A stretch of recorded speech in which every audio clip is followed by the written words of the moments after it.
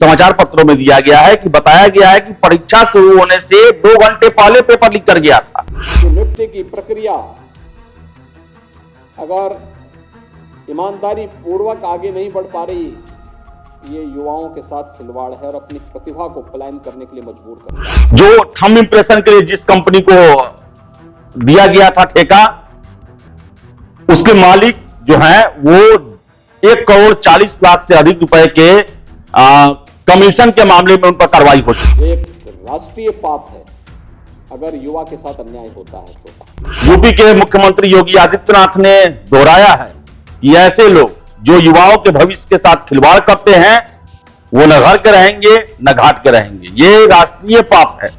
और जो भी पहले दिन से हम लोगों ने तय किया है कि युवाओं के जीवन और उनके भविष्य के साथ जो खिलवाड़ करेगा, हम लोग भी जीरो टॉलरेंस की नीति को अपना करके उन तत्वों से उतनी ही सख्ती और कठोरतम तरीके से निपटने का काम करेंगे जो हमारे युवाओं की भविष्य के साथ खिलवाड़ करने का दुस्साहस करेगा। और कार्रवाई भी ऐसी होगी, क्योंकि हम लोग जब कार्रवाई करते हैं तो उसको एक ऐसा प्रस्तुत करते हैं नजीर बन जाए, नजीर बनवाएंगे, दोस्तों को के सामने एक उदाहरण प्रस्तुत करवाएंगे। नमस्कार, आप देख रहे हैं द बिहार ऑफ, मैं हूं आदेशपुरी। युवाओं के भविष्य के साथ खिलवाड़ करना राष्ट्रीय पाप है और युवाओं के भविष्य के साथ अन्याय करने वाले को कड़ा से कड़ा दंड दिया जाएगा।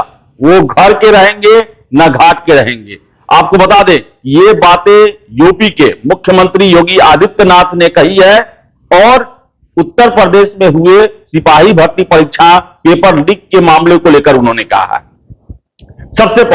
सबसे पहले वो बयान सुनिए जो योगी आदित्यनाथ पेपर लीक के बाद एक सभा में दे रहे हैं। हम लोगों ने पहले दिन से संकल्प लिया था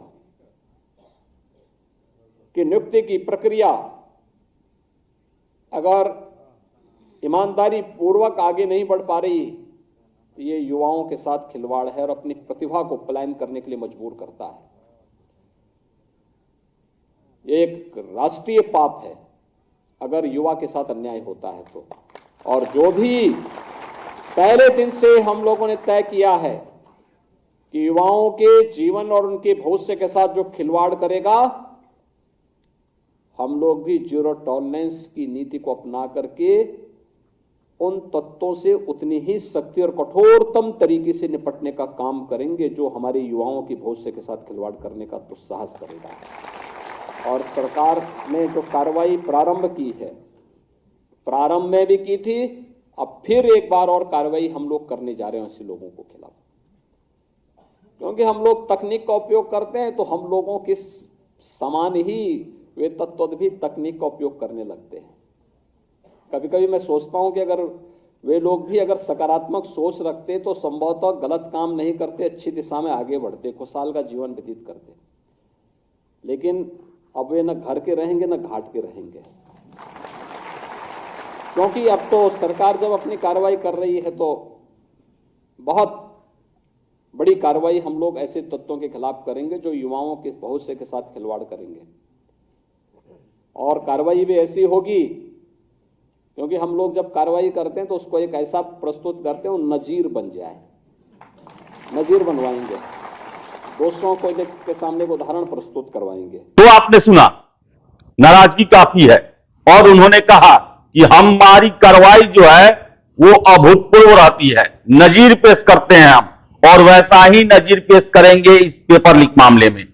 जो भी गुनाहगार हैं न घर के रहेंगे न घाट के रहेंगे। आपको बता दें कि उत्तर प्रदेश में 60,244 सिपाहियों की भर्ती के लिए 17 और 18 फरवरी को परीक्षा हुआ, जिसमें 48 लाख युवाओं ने भाग लिया। और बता दें आपको हम कि बिहार के तर्ज पर ही वहां भी परीक्षा से पहले प्रश्नों के उत्तर वायरल हुए और वो उत्तर जो थे वो ज्यादातर अधिकतर सही थे, यानी कि प्रश्न पत्रों को देखकर उसका उत्तर बनाया गया था और उसे सेटिंग करने वाले जो है उनके पास भेजा गया था, या जो भी उद्देश्य हो उनके पास भेजा गया था। और बता दें कि अंततः सरकार को युवाओं के विरोध प्रदर्शन को देखते हुए इस परीक्षा को रद्द करना पड़ा। 6 महीने के अंदर में दोबारा परीक्षा लिया जाएगा। युवाओं को जो अभ्यर्थी हैं उन्हें सरकारी बसों में आने जाने का फ्री में मौका दिया जाएगा ताकि उन्हें पैसे ना खर्च करने पड़े दोबारा परीक्षा देने के लिए। आपको हम बता दें कि इससे संबंधित और भी जानकारियां निकल के आ रही है, जिसमें यह बताया गया है, समाचार पत्रों में दिया गया है कि बताया गया है कि परीक्षा शुरू होने से 2 घंटे पहले पेपर लीक कर गया था और यही बात वहां के परीक्षार्थी चीख चीख के कह रहे थे और सरकार ने इस पर ध्यान दिया, परीक्षा को रद्द किया। आपको बता दें, जो खबरें निकल के आ रही है उसके मुताबिक उत्तर प्रदेश पुलिस की सिपाही भर्ती परीक्षा का प्रश्न पत्र परीक्षा शुरू होने से 2 घंटे पहले ही लीक हो गया था। इसके बाद भी पुलिस भर्ती एवं प्रोन्नति बोर्ड ने इसे गंभीरता से नहीं लिया। अभी तक जांच में सामने आया है कि पहला प्रश्न पत्र 17 फरवरी को सुबह 8:17 पर इंटरनेट मीडिया पर वायरल हुआ था। हाथ से लिखे प्रश्न पत्र में सवालों के साथ उत्तर भी थे। इनमें 150 सवालों में से 117 के सही उत्तर थे, जबकि दूसरा प्रश्न पत्र अगले दिन लीक हुआ। इनमें 147 प्रश्नों के सही उत्तर थे।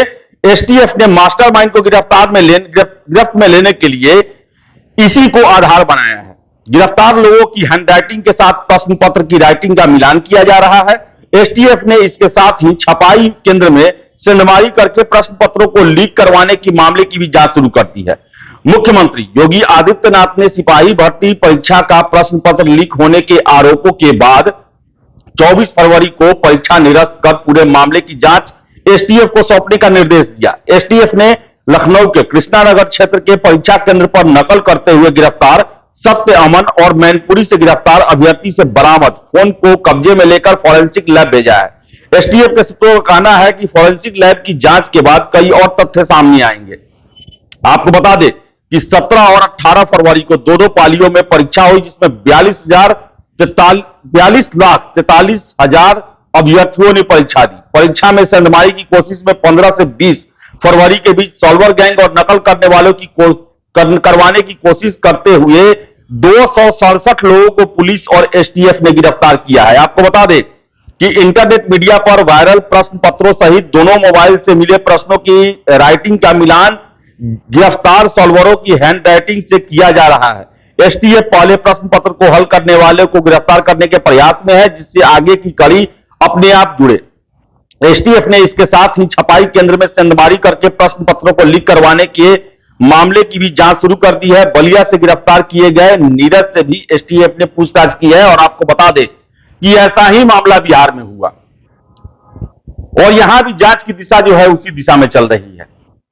यहां भी आपको बता दें कि जो क्वेश्चन को छापने वाली जो कंपनी है उसके बारे में भी तरह तरह की जानकारियां निकल के आ रही हैं कि कैसे जिस कंपनी को छापने का ठेका दिया गया था उसी कंपनी के मालिक के हस्बैंड जो है उत्तर प्रदेश पीसीएस के एक परीक्षा में पेपर लीक में संलिप्त पाए गए थे।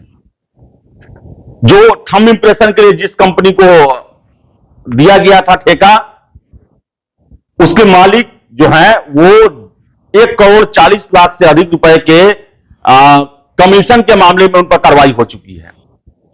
तो बता दें आपको हम कि दोनों बड़े स्टेट जो हैं जहां पर सरकारी नौकरी के लिए और खासकर पुलिस की नौकरी का एक छात्रों में जुनून रहता है, वहां सॉल्वर गैंग सेटिंग करने वाले परीक्षा माफिया भी काफी एक्टिव हैं। लेकिन यूपी के मुख्यमंत्री योगी आदित्यनाथ ने दोहराया है कि ऐसे लोग जो युवाओं के भविष्य के साथ खिलवाड़ करते हैं वो न घर के रहेंगे न घाट के रहेंगे। ये राष्ट्रीय पाप है और हम नजीर पेश करेंगे दंड देकर कि आगे से कोई भी पेपर लीक के बारे में सोच भी ना पाए। काश बिहार में भी ऐसे कदम उठाए जाते और बिहार में भी नेताओं के द्वारा ऐसे बयान दिए जाते ताकि जो गड़बड़ी करने वाले हैं उनमें डर का एक माहौल पैदा होता। लेकिन बिहार में है एजेंसियां काम करती हैं, जितना पकड़े गए जितना तक कार्रवाई हुआ उतना ही तक होता है, लेकिन ऑफिशियल कोई बयान नहीं दिया जाता है। बिहार के किसी भी मंत्री के द्वारा या मुख्यमंत्री जी के द्वारा कभी भी ये खुल के नहीं कहा जाता है कि जो पेपर लीक करवा रहे हैं उन्हें हम बर्बाद कर देंगे, वो घर के रहेंगे ना घाट के रहेंगे, नजीर पेश करेंगे, कहीं का नहीं छोड़ेंगे। दुर्भाग्यपूर्ण है और यही कारण है कि बिहार के सॉल्वर गैंग सेटिंग करने वाले परीक्षा माफिया का जो इरादा जो है वो काफी बुलंद रहता है और देश में कहीं भी परीक्षा होता है, कोई भी गड़बड़ी होता है, जरूर बिहार के सेटर जो है उसमें संलिप्त रहते हैं और पूरे देश की पुलिस जो है परीक्षा में गड़बड़ी होता है दौड़े दौड़े भागे भागे बिहार पहुंचती हैं और यहां पर छापेमारी करती है, क्योंकि यहां से तार जुड़े रहते हैं। यह बिहार के लिए एक कलंक है और इस कलंक को धोना होगा, और इसके लिए यहां के नेताओं को, मुख्यमंत्री जी को कड़ी से कड़ी कार्रवाई करनी होगी, ताकि बिहारियों का जो एक आत्मसम्मान है, बिहारियों की जो छवि जो है, जो पूरे देश में बर्बाद हो रही है, बदनाम हो रही है, उस पर अंकुश लग सके। तो आशा करते हैं कि उत्तर प्रदेश सिपाही भर्ती परीक्षा लीक में जो भी लोग शामिल होंगे, वे सारे के सारे लोग पकड़े जाएं और कड़ा से कड़ा दंड दिया जाए, और कम से कम बिहार में भी बीजेपी की सरकार है तो यहां भी वो अनुसरण करें उत्तर प्रदेश का, और यहां भी जो पेपर लीक में शामिल रहे हैं उनके खिलाफ कड़ी से कड़ी कार्रवाई की जाए। तो फिलहाल इस वीडियो में इतना ही। वीडियो पसंद आया लाइक शेयर करें, हमारे चैनल द बिहार टॉप को सब्सक्राइब जरूर कर ले। धन्यवाद।